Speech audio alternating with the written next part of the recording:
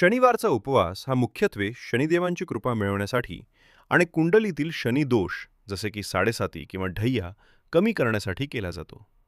उपवासाचे महत्त्व आणि फायदे. शनी दोषातून मुक्ती.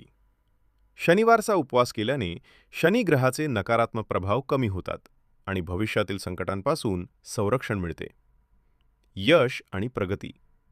हा उपवास केल्याने नोकरी, व्यवसाय आणि करिअरमध्ये यश मिळते.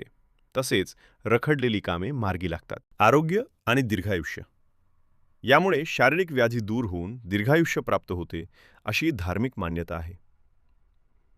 मानसिक शांती. उपवासामुळे शिस्त, संयम आणि मानसिक धैर्य वाढते. उपवास करण्याची पद्धत 1. सुरुवात.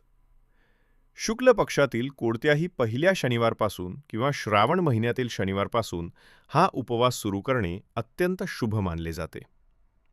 2. सकाळी लवकर उठून स्नान करावे, शक्य असल्यास पाण्यात काळे तीळ टाकून, आणि काळे किंवा निळे वस्त्र परिधान करावे. 3. पूजा. शनिदेवाच्या मूर्तीला पंचामृताने स्नान घालून मोहरीच्या तेलाचा दिवा लावावा. त्यांना काळे वहतीळ, काळे उडीद डाळ किंवा काळे वस्त्र अर्पण करावे. 4. पठण. या दिवशी शनी महात्म्य, शनी चालिसा किंवा ओम प्रां प्रीं प्रांस शनये नम या मंत्राचा 108 वेळा जप करावा. 5. नैवेद्य आणि भोजन. शनिदेवांना उडीद डाळीची खिचडी किंवा गोड पुरीचा नैवेद्य दाखवावा.